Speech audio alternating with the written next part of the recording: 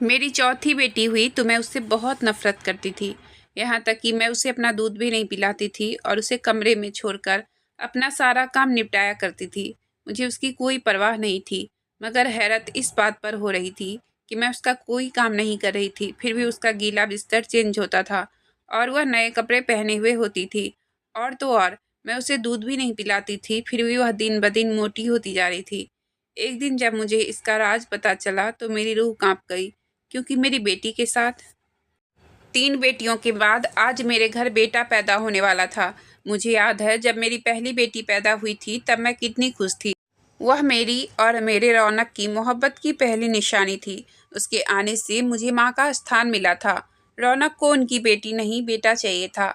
उनका डर और अफसोस भी बिना वजह नहीं था, क्योंकि उनके घर में 35 साल की तलाकशुदा बहन की जिम्मेदारी अभी उनके सर पर थी। शादी के कुछ महीने बाद ही उनकी बहन की तलाक हो गई थी, क्योंकि उसने नए परिवार में एडजस्ट होने में टाइम नहीं देना चाहा, जिस वजह से उसकी तलाक हो गई। और इसी वजह से कहीं रिश्ता भी नहीं हो रहा था। और उनकी माँ इस बात को इतना सर पर उठाई हुई थी कि मेरा पति बेटी के नाम से ही डर गया था। मेरी एक के बाद एक तीसरी बेटी ही पैदा हुई थी, तो मेरे पति के साथ साथ अब मेरी भी हिम्मत टूट गई थी। मेरा पति रौनक, जिसके लिए मैंने हर रिश्ता नाता छोड़ा था, वह मेरी मोहब्बत ही नहीं, मेरा जुनून भी था। मैं उसको दुनिया की हर खुशी देना चाहती थी, पर कुदरत के हाथों मजबूर हो गई थी कि मेरी सिर्फ बेटियां ही पैदा हो रही थी, और जिसकी वजह से रौनक मुझसे दूर होने लगा था। मैं हर तरह की कोशिश करके उन्हें खुश रखना चाहती थी। मेरी सास भी अब रौनक को मेरे खिलाफ भड़काती रहती थी कि अब तेरी पत्नी तुझे बेटा नहीं दे सकती है, तुम दूसरी शादी कर लो। वह अपनी माँ के कहने पर अब दूसरी शादी करना चाहते थे। उनकी माँ उनके लिए रिश्ता भी देख रही थी। तभी मैं चौथी बार प्रेग्नेंट हुई थी। मैं फिर से रौनक के बच्चे की माँ बनने वाली थी, तो मैंने रौनक से कहा कि आप इस बच्चे की पैदाइश तक रुक जाओ। मुझे विश्वास है कि इस बार बेटा ही होगा। बेटे की उम्मीद पर वह भी काफ़ी खुश रहने लगे थे, मेरा ख्याल भी रखते। समय का पहिया चलता रहा और इंतज़ार के दिन खत्म हो गए। मेरी प्रेगनेंसी के पूरे 9 महीने हो चुके थे। इस बार मुझे पूरा विश्वास था कि मुझे बेटा ही पैदा होगा। इस बार मुझे खुशी ज़रूर मिलेगी और मेरा घर टूटने से बच जाएगा। एक दिन मेरी तबीयत खराब हुई तो मैंने अपनी सास को बताया। कुछ ही देर में उन्होंने रौनक से कहकर गाड़ी मंगवाई और हम बच्चे के सारे सामान के साथ हॉस्पिटल के लिए रवाना हो गए। वहां पहुंचकर मुझे लेबर रूम में ले गए। रौनक और मेरी सास बेसब्री से बाहर ही इंतजार करने लगे, पर अंदर पहुंचकर मेरी तकलीफ बहुत ज़्यादा बढ़ गई थी। मैंने भी 3 बेटियां पैदा की हुई थी। मुझे अंदाज़ा था कि बच्चा पैदा करना बहुत मुश्किल काम होता है, लेकिन इस बार की जो तकलीफ़ थी वो बहुत ही ज़्यादा थी। मैं किसी भी तरह सहन नहीं कर पा रही थी। ऐसा लग रहा था कि जैसे अभी-अभी मेरी जान ही निकल जाएगी, और फिर दर्द की तेज़ी बर्दाश्त न हुई और मैं बेहोश हो गई। पता नहीं कितने समय के बाद मुझे होश आया था, तो मैं हॉस्पिटल के कमरे में लेटी हुई थी। मेरे पास कोई भी मौजूद नहीं था। मुझे लगा शायद सब मेरे बेटे के पास होंगे, पर थोड़ी ही देर बाद एक नर्स मेरे पास आई। मैंने उससे मेरे बच्चे का और बाकी घरवालों का पूछा, तो उसकी आंखों में ऐसे चमक आ गई कि मुझे लगा अभी वह मुझे बेटे की खुशखबरी देगी। मगर उसके जवाब ने मुझे दिन में ही तारे दिखा दिए थे। जब उसने कहा कि तुमने एक चांद सी बेटी को जन्म दिया है, तो एकदम से मेरे सामने मेरे सारे सपने टूटते नजर आए थे, जो मैंने रौनक को दिखाए थे और खुद भी देखे थे। मेरे दिल की धड़कन तेज हो गई थी। मैंने पूछा कि मेरा पति कहाँ है। उसने बताया कि वह तो कल से ही नहीं आए हैं। फिर मैंने पूछा मेरी सास कहाँ है। नर्स ने बताया वह भी 1 घंटे पहले अभी आती हूँ कहकर गई हैं और अभी तक वापस नहीं आई हैं। उस नर्स ने बच्ची को उठाकर मेरे सामने किया और कहा कि इसे दूध पिला दो। मेरा दिल नहीं चाह रहा था कि मैं नज़र उठाकर भी बच्ची को देखूं। वही थी जिसने पैदा होते ही मुझे आसमान से उठाकर ज़मीन पर पटक दिया था। मैंने जलते हुए दिल से गुस्से वाली नज़र से उसकी तरफ देखने लगी। नर्स ने बिल्कुल सही कहा था, वह तो बिल्कुल चाँद जैसी थी, पर शक्ल सूरत से क्या होता है, बेटा तो बेटा होता है। नर्स ने बच्ची को मेरी गोद में ठीक से लिटाया और दूध पिलाने में मेरी मदद करने लगी। जहाँ मेरी बाकी की बेटियां भी मौजूद थी, उन पर मुझे प्यार आ रहा था, क्योंकि एक दिन से मैंने उन्हें नहीं देखा था। लेकिन उस नन्ही सी जान पर मुझे कोई भी प्यार नहीं आया। उससे मुझे कोई भी लगाव नहीं था, जिसने मेरे सारे सपने तोड़ दिए थे। खैर, मैं उस बच्ची को लेकर हॉस्पिटल से घर के लिए निकल गई। समय गुजरता रहा, रौनक मुझसे दूर दूर रहने लगे थे। मेरे पास बहुत कमाते थे। वह मुझसे बहुत नाराज़ थे, लेकिन मैं क्या करती? बेटी को जन्म देना या बेटे को जन्म देना मेरे हाथ में तो नहीं था। रौनक ना तो मुझसे ठीक से बात करते थे और ना ही मुझे कोई खर्चा देते थे। मेरा सब्र अब जवाब दे चुका था। मुझसे और सहन नहीं होता था। मैं अपने इतने प्यारे पति, जिसके लिए मैं कुछ भी कर सकती थी, मैं उसकी यह बेरुखियां बर्दाश्त नहीं कर पा रही थी। मैं तो अपने पति के लिए सब कुछ कुर्बान कर सकती थी, और यह मनहूस बेटी तो वैसे भी मेरी आंख का तिनका थी। मैंने अब धीरे धीरे उसे अपना दूध पिलाना ही बंद कर दिया था। जब भूख की वजह से वह रोती तो एक बार मैं दूध पिला देती थी। उसका पेट भरता या नहीं, मुझे इस बात से कोई भी परवाह नहीं थी। मैं उस पर कोई भी ध्यान नहीं देती थी। मैं ज़्यादातर उसको सुलाकर कमरे का दरवाज़ा बंद कर देती थी।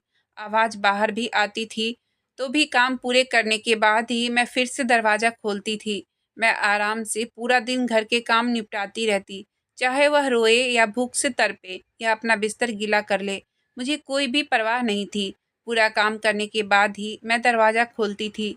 सास मेरी इस बात को अच्छे से समझ चुकी थी कि मैं बेटी के साथ कैसा व्यवहार करती हूँ, पर दिल ही दिल में वह भी नाराज़ थी इस बात से, इसलिए उसने मुझे कुछ भी नहीं कहा। रात में अक्सर मेरी बेटी बहुत रोती थी। एक रात अचानक से मेरी आँख खुली तो मैंने देखा कि मेरी बेटी के मुंह से फीडर लगा हुआ है, वह भी दूध से भरा हुआ। मैं परेशान होकर उठ बैठी कि यह किसने दिया होगा। बहुत सोचा, शायद मेरी ननद देकर गई होगी या फिर मेरी बड़ी बेटी ने दिया होगा, लेकिन फिर ऐसा रोज रोज ही होने लगा। रात में जब भी कभी मेरी आंख खुलती तो उसका दूध हमेशा उसके पास मौजूद होता।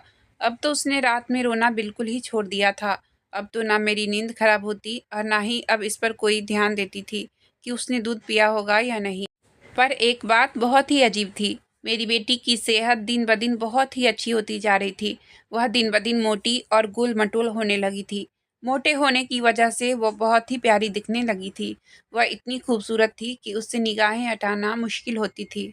मेरी बाकी की तीनों बेटियां भी खूबसूरत थी, लेकिन यह तो कुछ ज़्यादा ही खूबसूरत थी। मेरी बेटियों ने इसका नाम चांदनी रख दिया था, लेकिन उसकी इतनी सुंदरता और उसका इतना मासूम चेहरा देखकर भी मुझे उसके ऊपर प्यार नहीं आता था। मुझे उससे नफ़रत महसूस होती थी। वह मुझे मनहूस लगती थी। अगर वह इस दुनिया में ना आती तो उसकी जगह मेरा बेटा आ जाता। मेरे घर में आज कितनी खुशियाँ होती। मेरा पति मुझसे कितना प्यार करता और वह मुझसे कितना खुश रहता। लेकिन सिर्फ़ और सिर्फ़ उसकी वजह से रौनक और मेरे बीच दूरियाँ आ गई थी। अब वह थोड़ा-थोड़ा बोलने भी लगी थी। उसकी आवाज़ सुनकर उसकी बुआ या बहनें बात करने चली जाती थी, पर मैं कभी उसे कमरे से बाहर नहीं लाती थी। ना ही कभी चांदनी के पापा या दादी ने कहा था कि बच्ची को बाहर लाओ। एक दिन मैं काम में इतनी बिजी हो गई थी कि सर खुजाने की फुर्सत नहीं थी, क्योंकि उस दिन रौनक के कुछ मेहमान आए हुए थे। सारा दिन कमरे में जाना नहीं हुआ था। शाम को इतनी थक चुकी थी कि कमरे में पहुंचकर बस एक नज़र उस पर डाली थी, लेकिन वह देखने में बिल्कुल भी भूखी नहीं लग रही थी। हालांकि मैंने सुबह से उसको देखा भी नहीं था, ना ही उसको एक चम्मच भी दूध पिलाया था, लेकिन वह तो बिल्कुल भी भूखी नहीं लग रही थी। मैं भी आते ही सो गई। रात के 2 बजे मेरी आँख खुद ही खुल गई थी, तो मुझे उसका ख्याल आया। वह खेलते खेलते ना जाने कब अकेले ही झूले पर लेटे लेटे सो गई थी। उसके झूले के पास एक खिड़की भी थी, जो इस समय खुली हुई थी। मैं जल्दी से उठी, उसके पास जाकर देखा तो अजीब ही दृश्य दिखा। वह बहुत ही प्यार से कंबल में लिपट कर सो रही थी। दूध का आधा भरा नया फीडर उसके पास ही पड़ा हुआ था, जिसको शायद उसने आधा पीकर खत्म कर दिया था। मैंने छूकर देखा तो कंबल काफ़ी महंगा लग रहा था, पर यह किसने लाकर मेरी बेटी पर डाला होगा, यह समझ नहीं आ रहा था। क्या रौनक को तरस आ गया? और फिर खिड़की और दरवाजे बंद किया और सो गई। सुबह रौनक पर मेरी खास नज़र थी कि कहीं वही तो बेटी के पास जाकर उसका ख्याल नहीं रख रहे हैं, पर सारा दिन ऐसा कुछ महसूस नहीं हुआ था। रौनक तो उसके पास बिल्कुल भी नहीं जाते थे। मैं तो फिर भी कभी कभी झांक कर उसको देख लेती थी। उसकी दादी से वैसे भी कोई उम्मीद नहीं थी, इसलिए अब मेरी परेशानी दिन ब दिन बढ़ने लगी थी, और मुझे नहीं पता था कि इससे भी बड़ा झटका तो मुझे अब लगने वाला है। दोपहर में उसे फीडर देने गई तो मैंने देखा कि उसने बहुत ही प्यारा सा फ्रॉक पहना हुआ है। आंखों में काजल भी लगा हुआ था और माथे पर नज़र का टीका लगाए हुए वह झूले में झूल रही थी। पास में पड़े एक खिलौने से मेरी बेटी बहुत खुश हो रही थी। अब मुझे थोड़ा थोड़ा डर भी लगने लगा था। आखिर यह सब क्या था? मैं सारा दिन नज़र रखती, कोई भी कमरे की तरफ आता हुआ नज़र नहीं आता था। तो आखिर यह सब कौन कर रहा है? मैंने इस बात को छुपा लिया और जल्दी से बाहर आ गई। परेशानी से मेरा बुरा हाल था। सास ने पूछा तो मैंने कह दिया कि तबीयत कुछ खराब है। बाकी सारा दिन घर के कोने में बैठी सोचती रही। मेरी एक बेटी की आदत थी कि जब वह स्कूल से आती तो सबसे पहले अपनी बहन के पास जाकर उसे देखती, उससे बातें करती, फिर जल्दी से आकर खाना मांगती थी। आज तो जैसे ही बहन के पास गई तो उसके झूले से वह खिलौना उठाकर बाहर ले आई। उसके बाहर आते ही उसकी दादी की नज़र खिलौने पर गई और देखते ही उसने बच्ची के हाथ से वह छीनकर देखा तो फिर मेरी सास की आंखें फटी की फटी रह गई। वह खिलौना हाथों में लेकर देखने लगी और उस खिलौने को दीवार के साथ रगड़ कर देखने लगी। मैं गौर से अपनी सास को देख रही थी। आखिर वह यह सब क्या कर रही थी? वह फौरन मेरी तरफ भागी भागी आई और कहने लगी, बहू, तेरी बेटी यह खिलौने कहाँ से लेकर आई है? मैं जानते हुए भी अनजान बन रही थी। मैंने कह दिया, मम्मी, मुझे नहीं पता कि यह खिलौना कहाँ से लेकर आई है। मैं अपनी सास के चेहरे को देखती रही। सास बोली, मेरी बूढ़ी नज़रें धोखा नहीं दे रही है, यह तो पक्का सोने का लग रहा है। मैं झटके से उठी और खिलौना सास के हाथ से लेकर देखने लगी। वह ऐसे देख रही थी जैसे सोने का ही हो। मैं तो यह सोच भी नहीं सकती थी कि तभी इतने में सास अंदर गई और चादर लेकर बाहर आई और खिलौना मुझसे लेकर चादर के कोने में बांधा और बगल में छुपाकर कहीं बाहर चली गई। और मैं बैठी सोच विचार करती रह गई कि आखिर यह सब क्या हो रहा है। मेरी बेटी के पास ऐसी चीज़ कहाँ से आ जाती है? अभी तक तो मुझे खुद भी कुछ पता नहीं था। मेरी बेटी हमेशा की तरह खेलने में बिजी थी, जैसे उसे कोई खूब हंस हंस कर खिला रहा हो। फीडर देखा तो जैसे ही मैं रख कर गई थी वैसे ही भरा पड़ा हुआ था। मुझे बहुत गुस्सा आया कि उसने कल से दूध नहीं पिया था, फिर भी चुप है और इतना हंस हंस कर खेल रही है। मुझे एकदम से चांदनी का हंसता हुआ चेहरा देखकर गुस्सा आ गया। मेरी खुशियों को आग लगाकर, मेरे सपने को तोड़कर कितना खिलखिलाकर हंस रही थी। मैंने उस मासूम के गाल पर एक थप्पड़ दे मारा। मेरे थप्पड़ मारने पर टकटकी लगाए वह मुझे देखती रही। फिर अचानक से वह रोने लगी। मुझे उसके रोने की कोई परवाह नहीं थी। उसे रोता हुआ छोड़कर मैं बाहर आ गई। इतने में मेरी सास भी आ गई थी और मुझे बताया कि गली में जो सुनार की दुकान है वहाँ से यह खिलौना दिखाकर आई हूँ। यह तो पूरे सोने का है। यह सुनते ही मेरे तो दिल और दिमाग और शरीर सब सुन हो चुके थे। मैं बस बुत बनी सुनती रही, कोई जवाब ना दे सकी। बस इतना कह पाई कि मम्मी, आप रौनक को कुछ मत बताना। वह कहेंगे कि बच्चियाँ चोरी करती है, वरना सोना कहाँ से आएगा? क्योंकि यह खिलौना मेरी छोटी बेटी के पास से मिला था, यह तो सिर्फ मैं ही जानती थी। मेरी सास के दिमाग में भी यह बात आई। उन्होंने शर्त रखी कि आधा सोना वह रखेंगी और आधा मुझे दे देंगी। मैं तो पहले ही बहुत डरी हुई थी, इसलिए उनकी शर्त मान ली और सोना आधा आधा कर लिया। सास ने अपना हिस्सा अपनी बेटी से छुपा लिया और मेरा हिस्सा सुनार के पास बेचकर मुझे पैसे लाकर दे दिए। खिलौना बहुत बड़ा और भारी था, काफ़ी महंगा बिका था। मेरे हिस्से में 5 लाख आए थे। मैंने इतने पैसे ज़िंदगी में पहली बार देखे थे। पैसे लेते हुए मेरे हाथ कांप रहे थे, फिर भी पैसों की खुशी बहुत थी। मैंने पैसे लेकर पर्स में रखे और पर्स को बक्से में रख दिया। अगले दिन मैं कुछ पैसे लेकर बाजार गई और खूब सारे पैसे खर्च किए। अपने लिए कुछ सामान खरीदा, राशन का सामान खरीदा, फल फ्रूट सब्जियां, दूध दही। मैं अब घर में खूब अच्छा अच्छा खाना बनाती थी और रौनक को खुश करने के लिए खुद को खूब सजाती संवारती थी।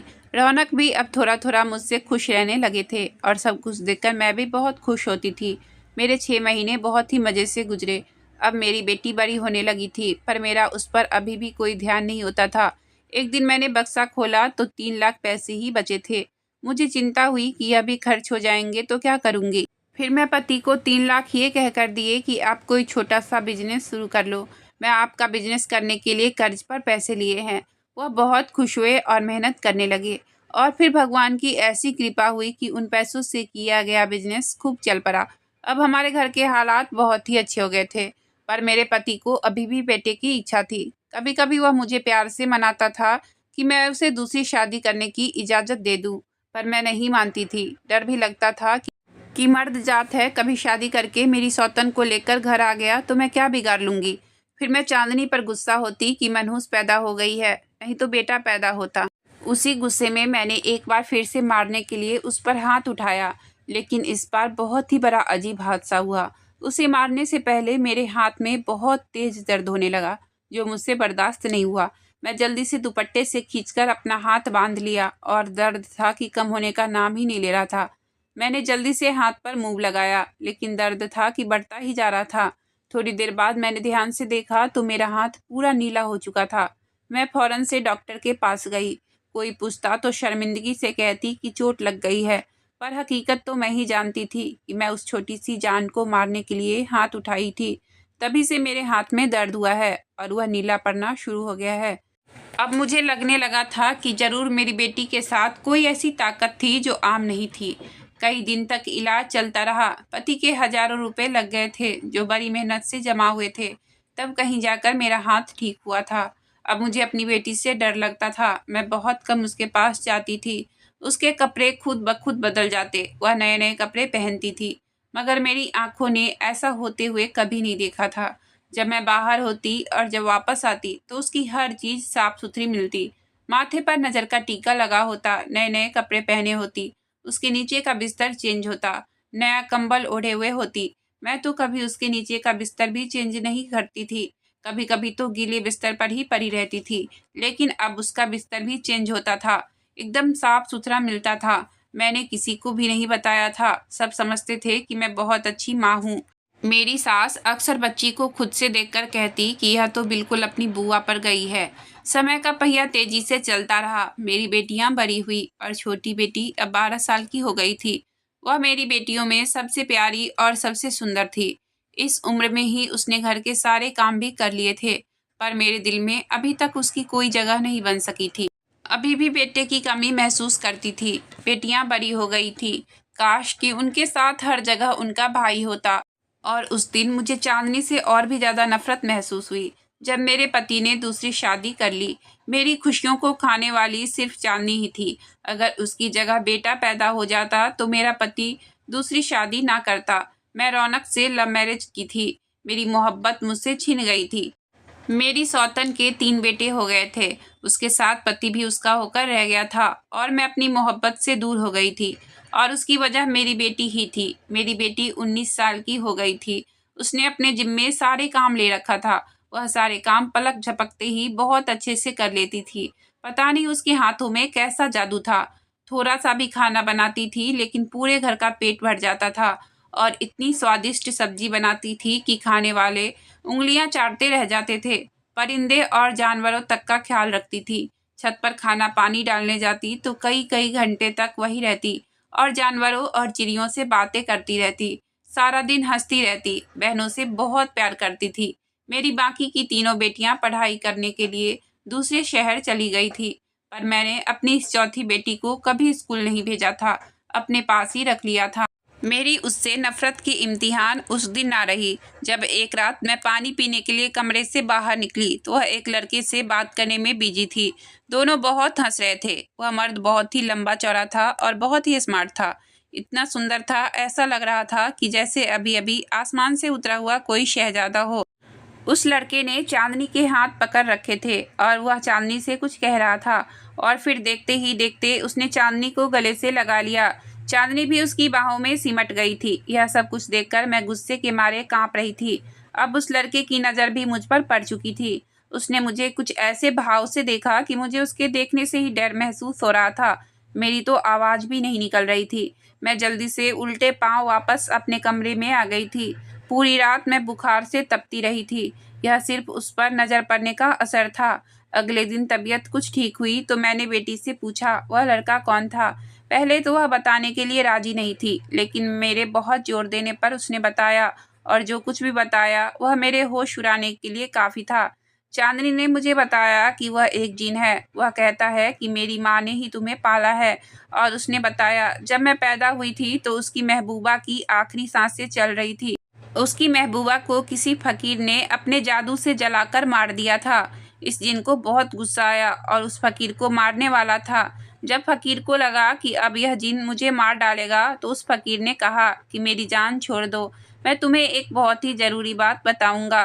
तब उस दिन उस फकीर को छोड़ दिया था और उस फकीर ने बताया कि तुम्हारी महबूबा की आखिरी सांस जब निकले तब तुम अपना मुंह उसके मुंह से लगाकर वह सांस अपने अंदर भर लेना, और जो इंसानी बच्चा इस दुनिया में पैदा हो उसकी पहली सांस लेने से पहले ही उस बच्चे के मुंह में यह सांस थूक देना, तो तुम्हारी महबूबा की जान और शक्ल उस बच्चे में चली जाएगी और तुम्हें तुम्हारी महबूबा फिर से मिल जाएगी। और फिर उस जिन ने ऐसा ही किया। उसने अपनी महबूबा की निकली हुई आखिरी सांस अपनी मुंह में भर ली और उस समय मैं पैदा हुई थी, तो उसने वह सांस मेरे मुंह में डाल दिया। मैं लड़का पैदा हुआ था, मगर उस दिन के अमल से मैं लड़की बन गई। अब वह मुझसे मोहब्बत करता है और मैं भी उससे मोहब्बत करती हूँ।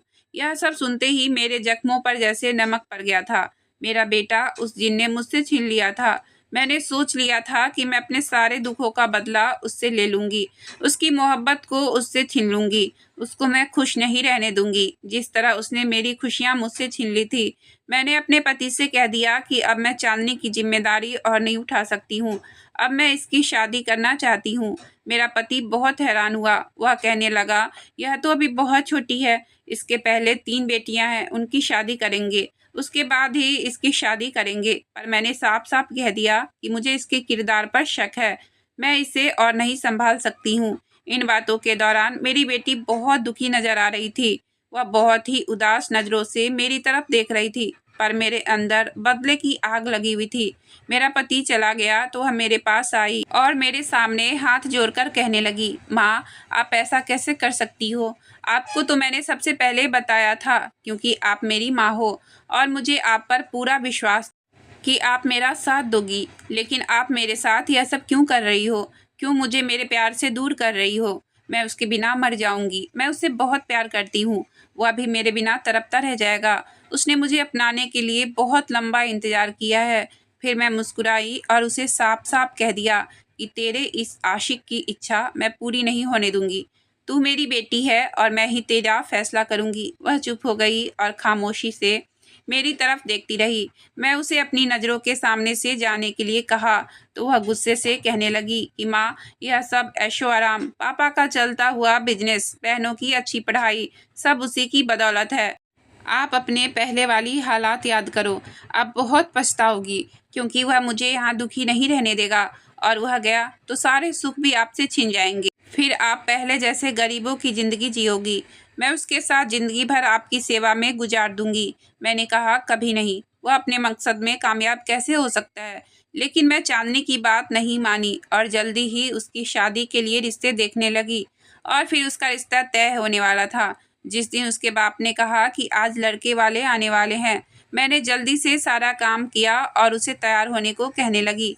वह रोती रही, पर मैं चांदनी की एक न मानी। आखिर मजबूर होकर वह मेरा दिया हुआ जोड़ा पहनने के लिए कमरे में गई। काफ़ी देर हो चुकी थी, वो बाहर नहीं आई। मैंने दरवाज़ा बजाया तो उसने दरवाज़ा भी नहीं खोला। मैं धक्का देकर कुंडी तोड़ दी, लेकिन अजीब बात थी कि दरवाज़ा अंदर से बंद था। कोई खिड़की रोशनदान भी नहीं था। फिर भी वह अंदर मौजूद नहीं थी। मैं समझ गई थी कि वह मेरी बेटी को ले गया, वह चली गई है और मेरे हाथ अब कुछ भी नहीं रहा। सब घर वालों को बस इतना कहा कि वो एक लड़के के साथ भाग गई है। उसके जाने के बाद हमारे हालात ऐसे बदले कि हम आसमान से ज़मीन पर पहुंच गए। ना तो मेरी बेटियों की पढ़ाई पूरी हो सकी और ना पति का कारोबार आगे चल सका। हम सब एक दूसरे से लड़ते झगड़ते रहते हैं। मेरी किसी को भी कोई परवाह नहीं रही। बस वही थी जो मेरी सेवा करती थी। सब कुछ होने के बाद मुझे चांदनी का एहसास हुआ। एक चांदनी ही थी जो मेरी सेवा करती थी, मुझे दिल से प्यार करती थी। अब जब वह नहीं है तो मुझे उसका एहसास हो रहा है। मैंने उस मासूम के साथ बचपन से ही बहुत गलत किया था और आज मैं बिल्कुल अकेली हो गई हूँ। मेरा कोई भी साथ देने वाला नहीं है। मेरी तीनों बेटियों ने अपनी पसंद से शादियाँ कर ली है। मेरे खुदा ने मुझे मेरे पापों की बहुत बड़ी सज़ा दी है। कोई मुझे एक चम्मच पानी पिलाने वाला भी नहीं बचा है। आज मैं बहुत रोती हूँ और दुआ करती हूँ कि मेरी बेटी वापस आ जाए। उसका कोई पता नहीं है।